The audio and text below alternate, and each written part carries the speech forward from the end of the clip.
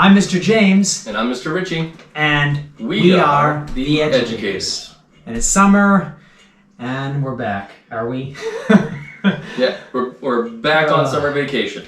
Yeah, I think the last time we posted was quite a while ago. I mean, I can check up on that and everything, but we just kind of watched a little clip of that, and we were dressed up like it was cold, and we had this table there. So this is home studio still in Maine. Kids screaming. Still. Water gun fights going on in the background. That's right. It's June or July. We're still alive in America. Yeah. In America, yeah. Yeah. And we're still teachers, I guess. Lots of stuff going on. Lots of stuff that happened since the last episode. Yeah. What have you been up to since the last episode? Well, we talked earlier, and I'll be talking to him even though I'm looking this way, the camera. But I've been busy. The second school ended, I've been nonstop gigs. I've been going through method books for music. I've been practicing. You don't see behind me, but there are several different instruments. One of which is this bad boy bass that I basically see too much of because the last gig I had was on a bass, and I thought, well, the past 3 gigs actually for musicals I've been playing have been on basses, but I still have a lot more gigs on other things, and it's just been getting ready for gigs, practicing, and feeling like I need to better things in my life. Aside from that, changing up my workouts, getting myself ready for whatever this year or the world is going to present. Let's just say that. So, how have you been?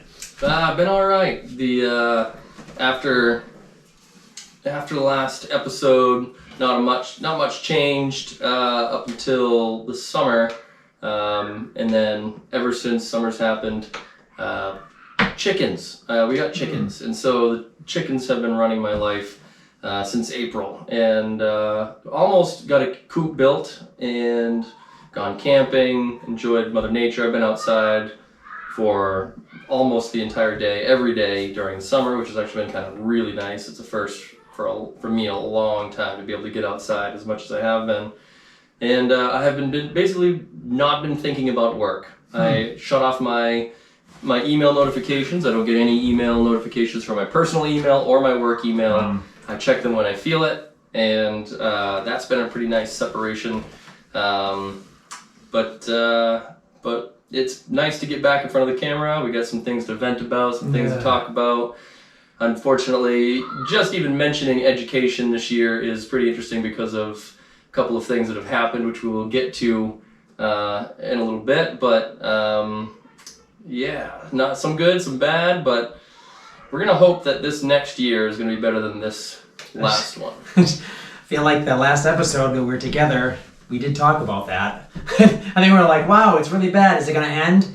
When's this going to end? When are we going to be remote? We never went remote. Never went remote. We probably should have. Yeah. We probably would have changed a bunch of things. Yeah. A number of things, specifically like the way the behaviors kind of escalated. But that's what I'm going to talk about for the past school year. So in the the previous school year before last year was 12 kids in the classroom, and no behaviors. I think I wrote 1 write-up slip the entire year, and all of us that were paying attention, we knew that was the data we needed to prove that smaller classrooms work. No. This year came along, and just like we mentioned in previous episodes, they stacked the classes back up to 24. Sometimes even more. In his case, he had a much bigger room than me, but in my room I had a strict, I cannot go more than 23. We had 23. And full classrooms, lots of behaviors, lots of unregulated kids that have been raised by screens and over the last 2 years. And so lots of behaviors. Screens or wolves? Actually, if they were raised by wolves, they probably would have been better acting. Yeah. Like, hey, just marking his territory. That's all he's doing. They respected the hierarchy a little bit. Yeah. The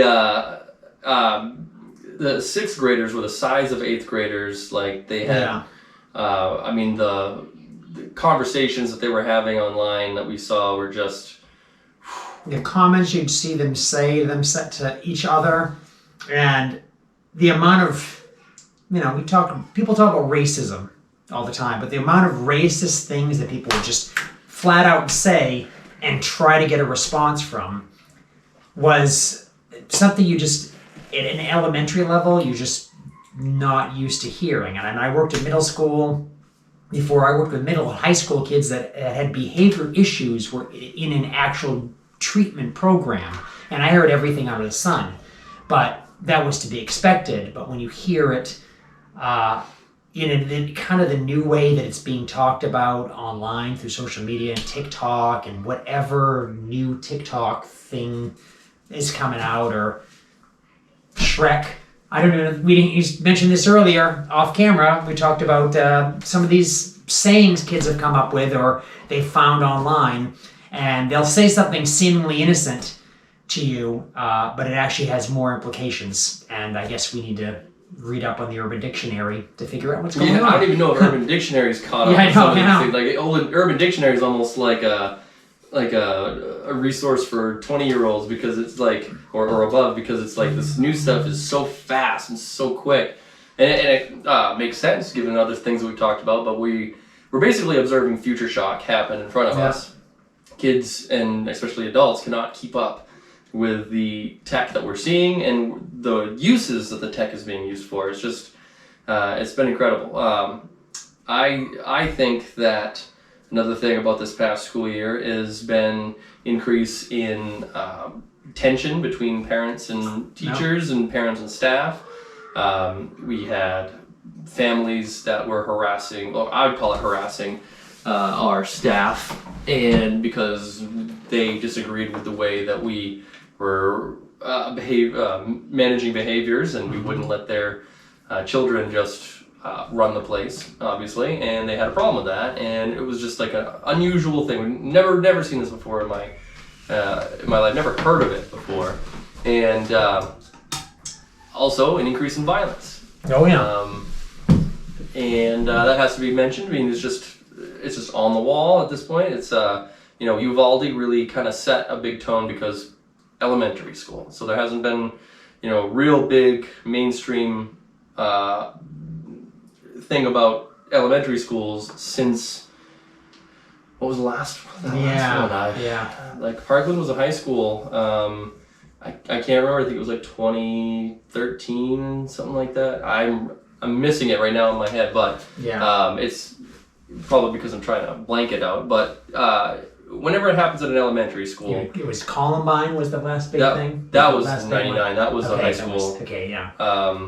Parkland was the last big high school one.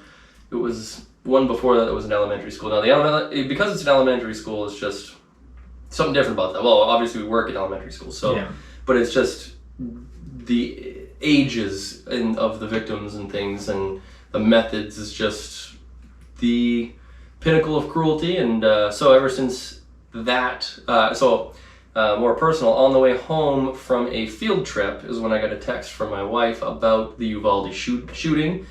On that same bus ride, as we were approaching the school, there was a police standoff with a man. I remember that.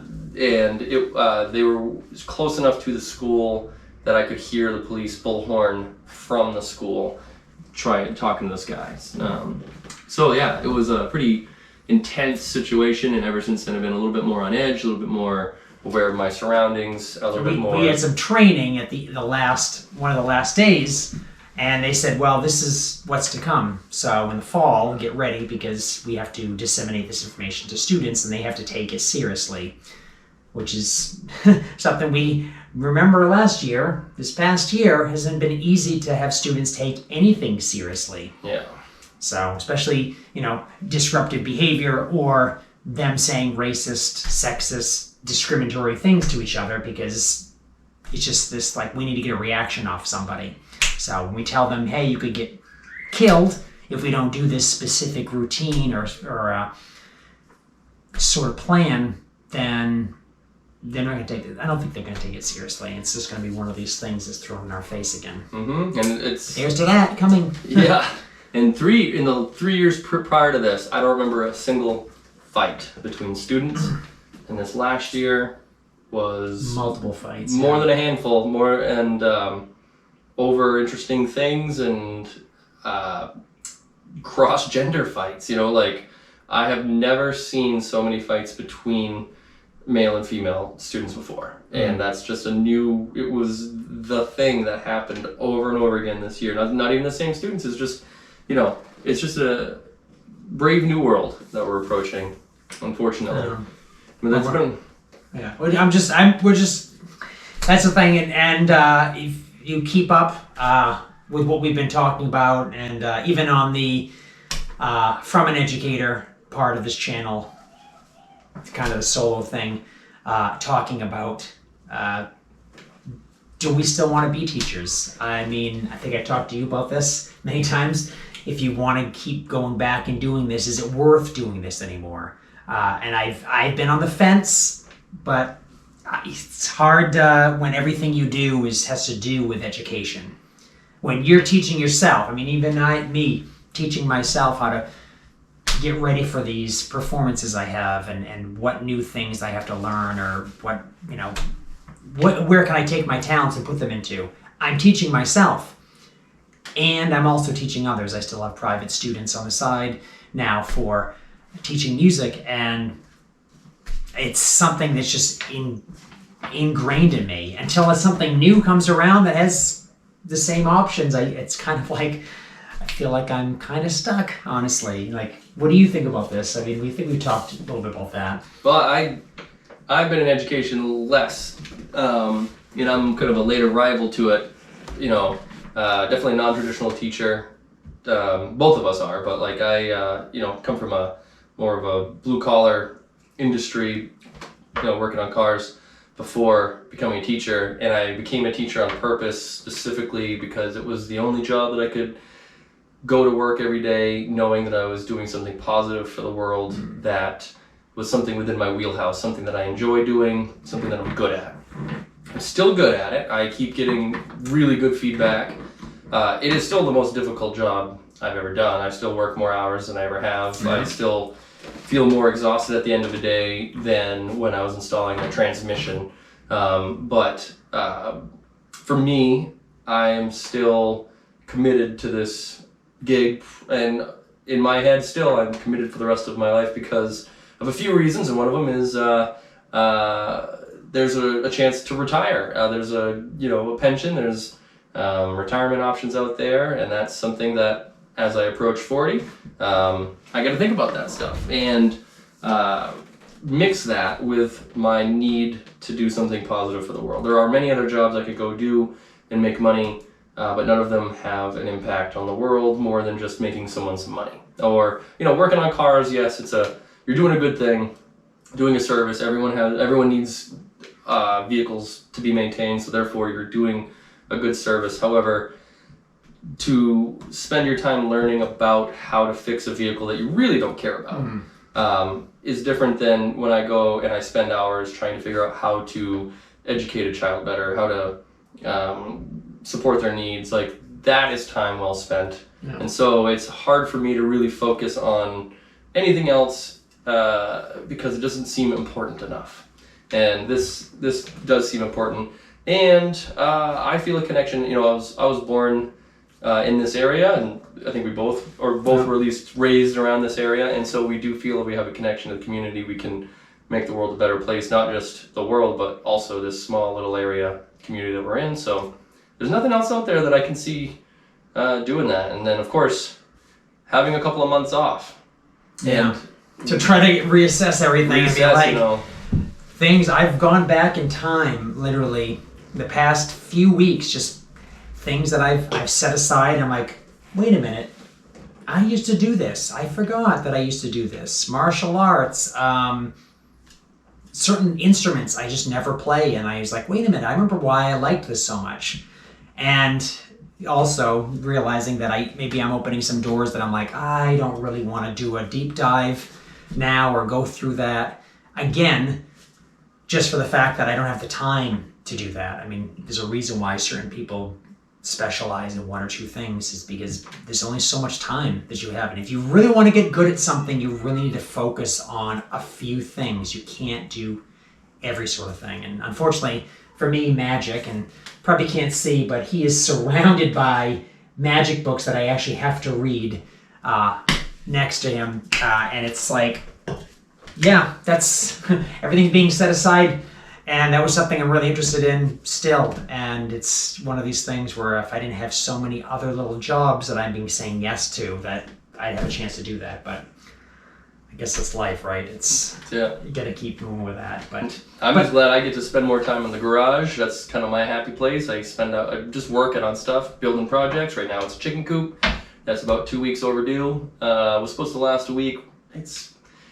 It's going though, but I try to remember that I'm outside, breathing fresh air, I'm in nature, and that helps me not get so stressed out, because it's better than being cooped up in an office, and my wife is cooped up in her home office to serve as contrast to me being able to freely move around the house, do what I want, eat what I want, and not be under this immense pressure of work, whatever. But before anyone gets the wrong idea, I do like to dispel this myth. Teachers are not paid for summer. Yeah. We pay ourselves for summer.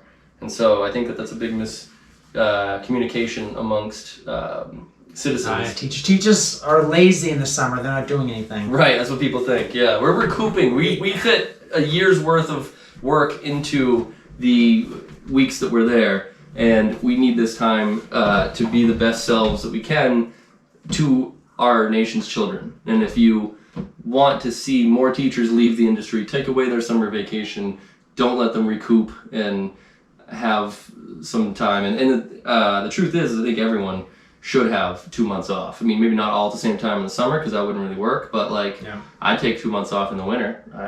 Doesn't matter to me. So everyone deserves it. Teachers, we found a way to make it work. And if you think you want a 2 month vacation, that you're willing to pay for it yourself, become a teacher or fight harder for the industry you're in. That's what I say. Yeah, that's the thing, and that the amount of work that we put in, it's honestly, if you are a teacher, you're never not a teacher. You're never able to really shut it off, I feel. I mean, I can't look at anything and I'm thinking what impact it's going to have on how I can later use this for teaching, or what I could use. I mean, this is I've got Post-its and stickies and flags and all this stuff everywhere. I read a book, I put these in it to take notes. He's looking at a screen right now that has notes on it for just that I take for doing anything. I make lists all the time. I make plans. I organize. It's a teacher thing. I can't stop it. And so I feel like what I've been doing fits in this profession. And it's unfortunate that I don't get paid 3 times what I'm getting paid. And but it's how things work. It's how things work. Welcome to America. People that do the most important jobs are usually paid the least. My wife was looking into becoming a therapist, and fortunately she wouldn't make much more money than in the job that she's at, which is more of a corporate type gig, but she's doing something, trying to help people with their medical bills and stuff. But still, it's unfortunate that these incredibly important jobs that need to be filled there's not really much reward there. So we're going to take these 2 months, we're going to enjoy them. Even though we paid for them, we will still enjoy them thoroughly, because that's what we got. Yeah. But there's been a lot going on recently. Yeah, I know. Let's talk about some of these cool, interesting things, and then some of the horrible stuff. Maybe we'll start good, because we've been talking about bad things. Like we got 4 bad things. We got 1 positive thing, and I would love to mention the James Webb Space Telescope. Most amazing, the most over budget, and the longest delayed project that actually got completed that I've ever heard of.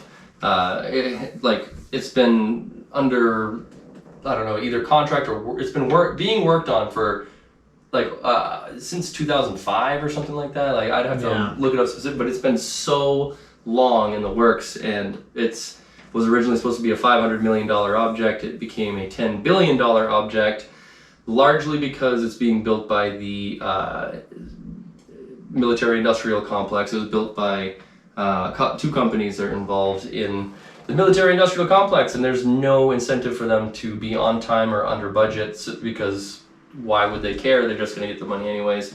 And I think that we need SpaceX to start building some, to have branch out and start building some of these satellites and telescopes, because they seem to be doing it under budget, on time. They're still going good, but we now have the best views of the cosmos that we've ever seen and ever had.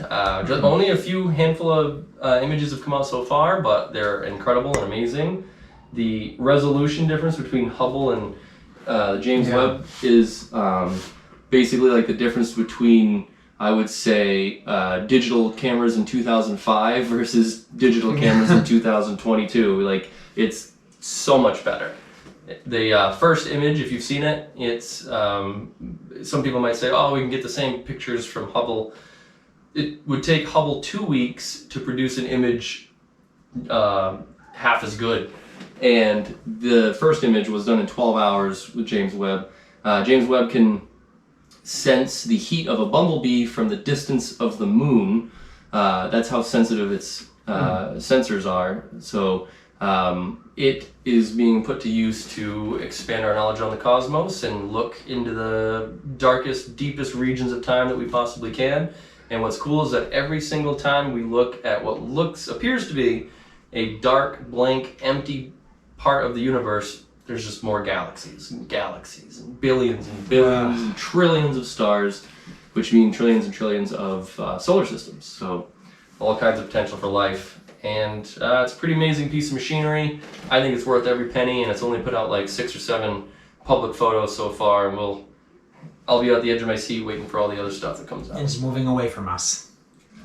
What's that? Everything's moving away from us too. All the galaxies. Yeah. I could take up a whole half hour just talking about the things that it saw, but the gravitational lensing that I saw in that first image is just something unreal. It's like a whole cluster of galaxies creates this gravitational lensing effect that the galaxies behind it become distorted, but also visible. Like, they'd be blocked, but they're visible because of this lensing effect, because of the massive gravity of these galaxies, which is pretty amazing. And I look forward to using as much James Webb footage in my classroom as possible, although I don't get as much time to talk about space and the cosmos as I'd like, but I think it's there's one of the things why we kept pushing, talking about human longevity and living forever and finding ways to do that. I'm taking some supplements now, hopefully that, I'm not into snake oil, I'm not into unscientific things, so this is, once again, me becoming an experiment, but I wanted to do this for some time, so I've started to spend some money trying some things that have some science back to them and seeing how I feel and see what changes I can make. And because I want us to live so we can actually travel to these stars someday. We need to make the technology and get there, but we need to live long enough or be able to freeze ourselves so we can reanimate when we get there in these ships, because we can't even travel out of our own we could travel out of our own solar system, but that would still take, how long would it take? Hundreds of years to get past even Pluto. We would take, like, think Saturn is twice as far away from the sun as Jupiter, so it's like, the distances are just so insane out there. It's a solar system. So part spacecraft, of many in our Milky Way galaxy. Getting out of the galaxy, thousands of years. Spacecraft can do it in tens of years, current spacecraft, but they can also be subjected to forces that are greater than what the human body can experience. So there's different physics, different masses too. You got to try to, you can inject a microwave-sized object to the deepest cosmos. Takes a lot less energy than trying to keep a human alive or multiple humans alive and get them in the same place, like the fuel that you use and all that. So maybe not hundreds of years to get to Pluto, but I personally think that it would take at least half of a century, current technology, current limitations. And so one day we're going to talk about generation ships too. I think we've been trying to talk about this since the early start of this podcast, that we'll talk about the likelihood of that happening someday. And in order to do that, we're going to have to be healthy. We're going to have to be science-based and brave. And get rid of things like war, like the war in Ukraine. Bah. Yeah, Let's go from something positive to something, the beginning Super of our negative. big negative, yeah. Yeah, Ukraine war. So since January was the last time we got on camera. February after that, Russia attacked Ukraine. Ukraine has been putting up a incredibly strong resistance that was unprecedented and unexpected from anyone in the world, and it's unfortunately still going, and it's tragic. It's awful. I mean, Russia, according to the media that we're getting, Russia appears to be totally not against shelling civilians and places where they know that it's everyday people, because they're just trying to force their hand in the region, and they're saying they're trying to keep NATO out. However, they're doing a better job of uniting NATO than anything that has happened in the last 50 years. Completely opposite of what they expected to happen, but yeah, it's what happens when the playbook being used is something that is hundreds of years old and has failed before. Because it's just like I heard from NPR today, they compared this war right now to the war in Crimea from the 1850s, where Russia lost. And they said it's kind of the same exact thing, and it's basically an army that is boasted itself to be strong, but isn't as strong as they think they are, and just trying to claim their footing and act like an empire. And honestly, in today's world, everything's claimed. You can't claim anything new, and people have already set their boundaries, and they're going to fight for it. And with the technology that all these countries have, especially when they have the assistance of all these other countries, it's a losing game, and it's just two people. It's going to peter out somehow, or someone's going to do something very, very badly.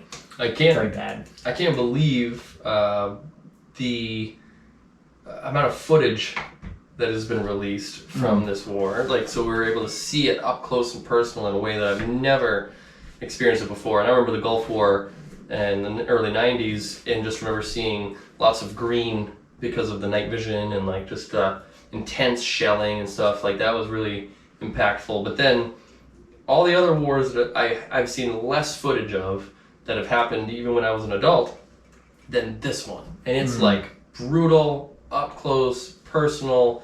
It's incredible that these citizens are putting up such a fight. But the use of conscripts in the Russian army, that's just something I never really considered, is that the passion of people that are fighting for their own land versus 18 to 24-year-olds that don't want to be there in the first place, or 27 maybe, I think that was what it was, that don't want to be there in the first place. It's tragic for the Russian people, because a lot of these conscripts that are unfortunately being put into action, they don't want to be there, and they're getting killed. They're by dozens, and obviously Ukrainians are suffering massive losses as well, but there's a huge disparity.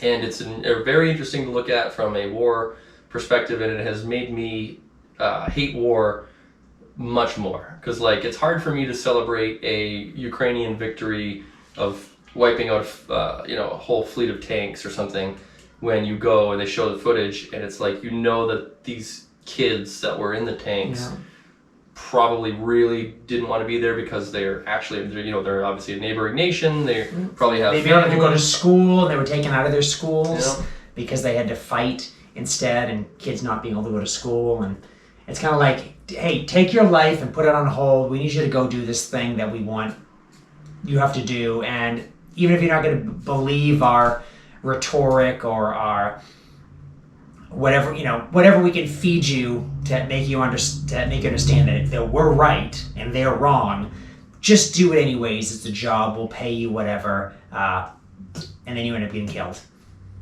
And just kind of So they're they have kept the country. They've prevented the capital from being taken over, but they are currently really have lost about 20% of their country.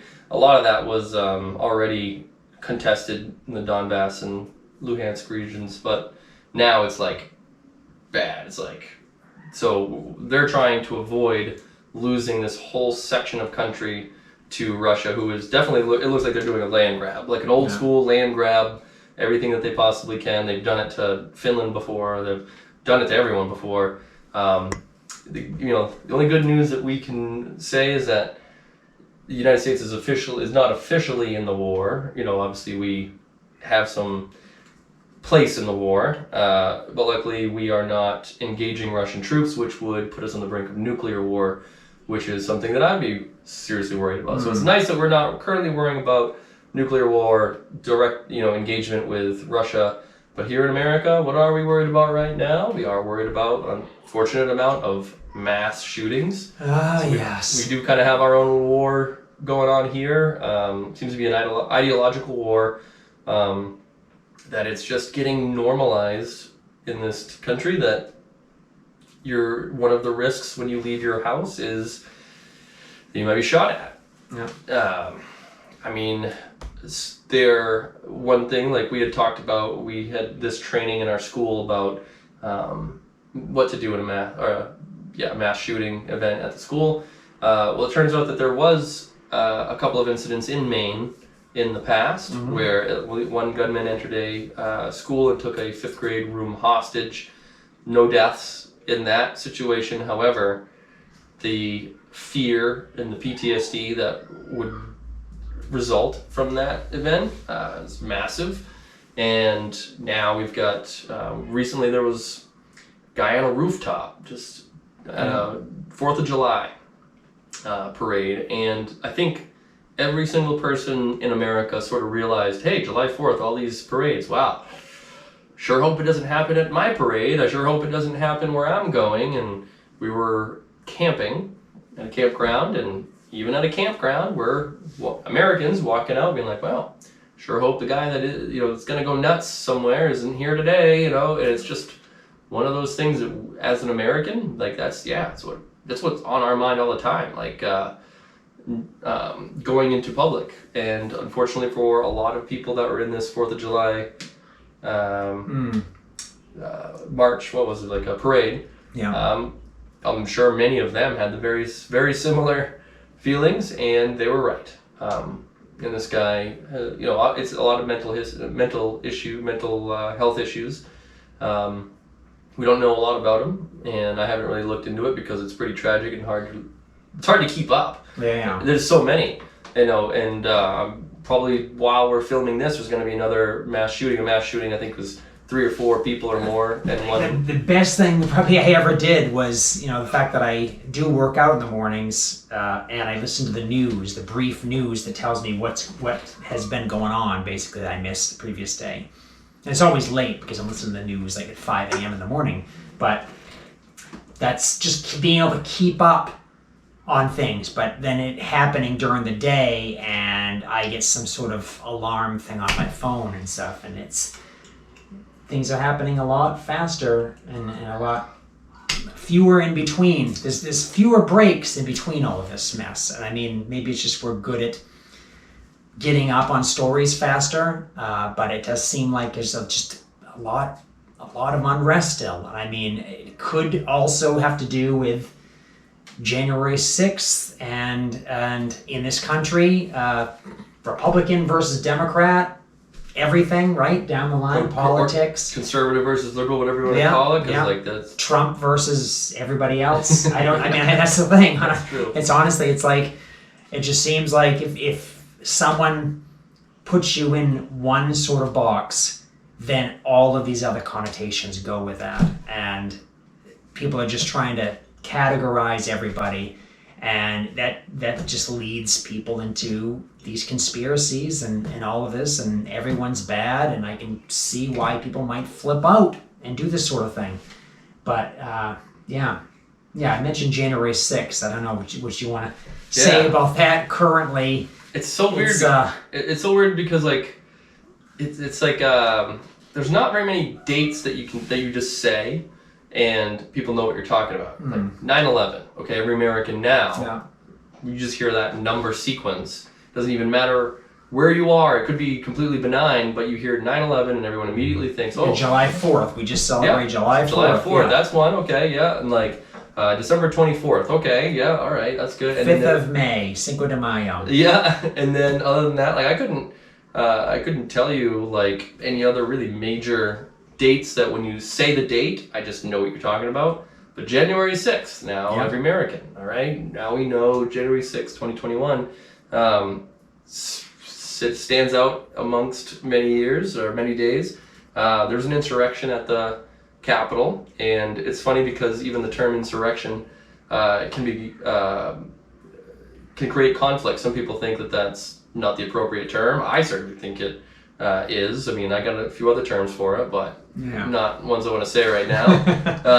That'll be the unedited version. Yeah. Right? And so we're still dealing. The reason why we bring it up is because there are trials. Like there's new information coming out, all kinds of information that just like stuff that we kind of knew, but just to hear it put out there is just like, God, this is awful. And we have so many people that are saying that Donald Trump did the right thing. He's perfectly innocent. He did nothing wrong. Whereas I would say a majority of people are just sort of like, how can you say that he didn't incite the riot? He said, show up on January 6th. It's going to be wild. Yep. And I then, read that today. Yeah. That was the big thing happening today, to them talking about that. So. Yeah. And then he riles up a crowd and literally says, we're walking right over there. I'll be there. And then he literally did try to be there and was in the car. Yeah, grabbing a steering wheel and trying the to person, and they're like, we can't go there.